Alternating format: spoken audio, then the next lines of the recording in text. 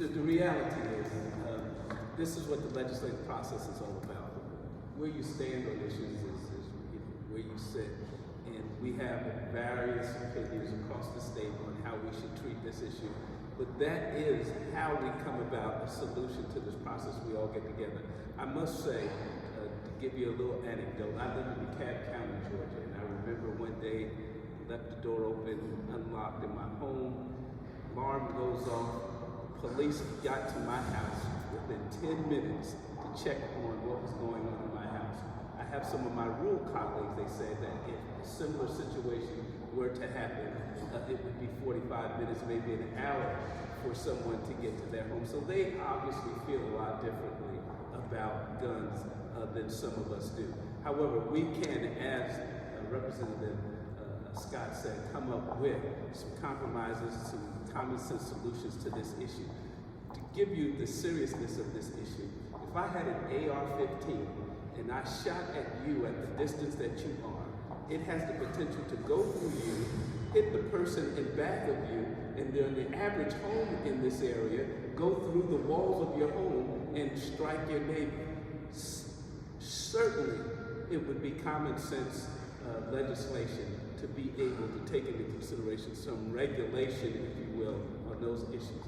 I hear the Second Amendment used all the time. If you would go to the exact Second Amendment, it starts off by saying a well-regulated militia. Now, in the days when they came up with that amendment, they were literally shooting with muskets. I mean, when you shot, you stopped, you reloaded, and you shot again. And they called for a well-regulated militia. Certainly in a time when they could not have imagined cop-killer bullets, armor-piercing weapons, that we would have this issue before us, and it's time that we do something about it.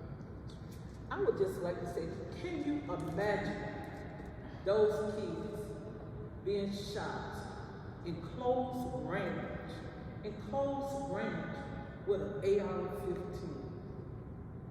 Those kids had no escape, none whatsoever. Just think about how those bullets pierced those kids and probably ripped them apart from that close range of being shot with an AR-15. It's heartbreaking to even think of a child, a teacher, being shot in close range with an AR-15.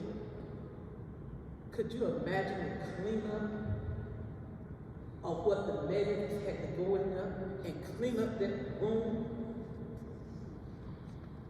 I'm sure today that all those medics are still seeing the lifeless bodies laying on the floor that had been torn apart with an AR-15 assault weapon. People, we must do something, and we must do it now. We must do something, and we must do it now. And I say that this did not just affect the kids involved in Texas. It affected children all over the world and teachers. So I say again to the state of Georgia, we have a lot of work to do before school begins. Kids gonna need counseling. Teachers gonna need some counseling, because this is hard. When you go to work, it's supposed to be a safe environment where kids come and they enjoy themselves. They have a good time. The teachers enjoy teaching. It's supposed to be one of the most safest places where kids can go. And now kids are afraid. They're scared. And teachers are wondering, am I doing the right thing? Do I need to come to school armed in a bulletproof vest? Parents are thinking, should I get my child a bulletproof vest to wear to school? We don't need this. We need for our kids to feel safe when they go to school. We need for our teachers to feel safe, and administrators, all the people that work in the school. We need them to feel safe. So this is bigger than us. It's about our children and our teachers, and it's about all the people in the state of Georgia. But I want you to just think for a moment. Just think how those parents felt when they had to wait hours someone to get the word that Johnny and Mary is not coming home today. That's tough and it's rough. And we should not have to deal with this type of mass shooting of people.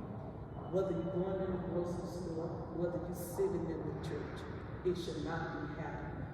And again, I would urge the governor, I would urge the General Assembly to let us come together and make some common sense gun legislation. Thank you all.